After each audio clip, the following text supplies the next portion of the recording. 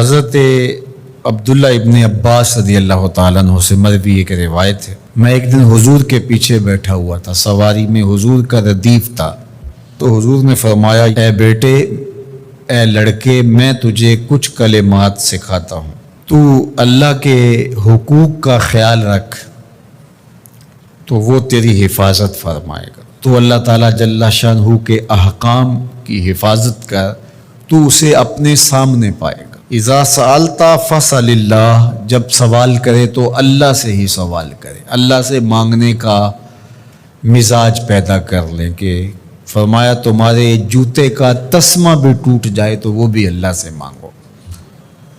ضرور بازار میں جاؤ دکاندار سے، لیکن حقیقی طلب اللہ سے ہونی چاہیے۔ بات بات پہ اللہ سے سوال کرو، بڑی سے بڑی چیز بھی اس سے مانگو، چھوٹی سے چھوٹی چیز بھی اسی سے طلب کرو۔ ہماری ساری ضرورتوں کا کفیل ہمارا رب، ہمارا مالک ہے۔ تو دوسری نصیحت یہ کی کہ جب تو استعانت طلب کرے، مدد طلب کرے، تو اللہ سے ہی استعانت طلب کرے۔ وعلم، اور جان کہ اگر ساری امت، سارے لوگ، پوری قوم جمع ہو کے تمہیں فائدہ پہنچانے کی کوشش میں لگ جائیں تو تمہیں وہی فائدہ پہنچا سکتے ہیں جو تیرے لیے تیرے رب نے لکھا ہے۔ اور فرمایا وَإِنِ اجْتَمَعُوا عَلَىٰ أَن يَضُرُّوكَ بِشَيْءٍ، اور اگر تمہیں نقصان پہنچانے کے درپے ہو جائیں، لَمْ يَضُرُّوكَ إِلَّا بِشَيْءٍ قَدْ كَتَبَهُ اللَّهُ عَلَيْكَ، تو تجھے صرف وہی نقصان پہنچا سکتے ہیں جو اللہ نے تیرے لیے لکھا ہے۔ سارا زمانہ بھی مخالف ہو جائے، تیرا کچھ نہیں بگاڑ سکتا۔ ہاں، تیرے مقدر میں اگر کوئی چیز، کوئی بگاڑ لکھا ہے تو وہ ہوگا، اس کا ذریعہ وہ بن جائیں گے۔ تو اس لیے پھر اسی سے مانگو، اسی سے طلب کرو۔ رفعت الاقلام وجفت الصحف، جو لکھنا تھا اللہ نے لکھ دیا، لکھنے کے بعد قلم اٹھا لیا گیا، اور جن صحیفوں پہ لکھا تھا وہ خشک ہو گئے۔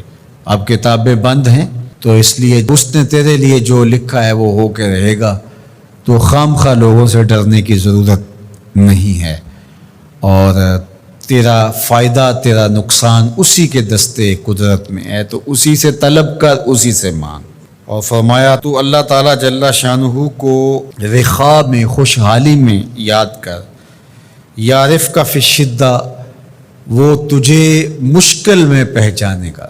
یعنی جو شخص خوشحالی کے دور میں اس کے پاس دولت ہے، صحت ہے، تو اللہ تعالیٰ کو فراموش نہیں کرتا، اللہ اس کی بدحالی کے زمانے میں اس کو فراموش نہیں کرتا۔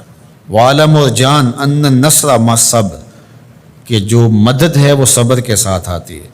وان الفرج مع الکرب، اور کشادگی جو ہے وہ مشکل کے ساتھ آتی ہے۔ وان مع العسر یسرا، اور سہولت جو ہے وہ مشقت برداشت کرنے کے بعد آتی ہے، تنگی کے بعد فراخی آتی ہے۔ پہلو مشکل پھر تمنا، پہلو کنڈا پھر پل، شاید مگروں پہلو مکھیاں ڈس دیاں ڈنگ والیاں۔ تو یہ سب ہوتا ہے، مشکلات، تکلیفیں، آلام، مصائب، ان سب سے گزر کر کے آسانیاں آتی ہیں۔ خود حضور کی زندگی دیکھ لیجئے، مدنی زندگی مکی زندگی کے گزرنے کے بعد، طائف کے مراحل کو طے کرنے کے بعد آتی۔ تو ہم ڈائریکٹ اگر چاہیں مکی زندگی کو اختیار کیے بغیر اور طائف کی مشکلات اور سنگلاخ راستوں سے گزرے بغیر مدنی برکتیں حاصل کرنا، تو وہ نہیں پا سکتے۔ تو یہ اللہ تعالیٰ نے ایک نظام رکھا ہوا ہے۔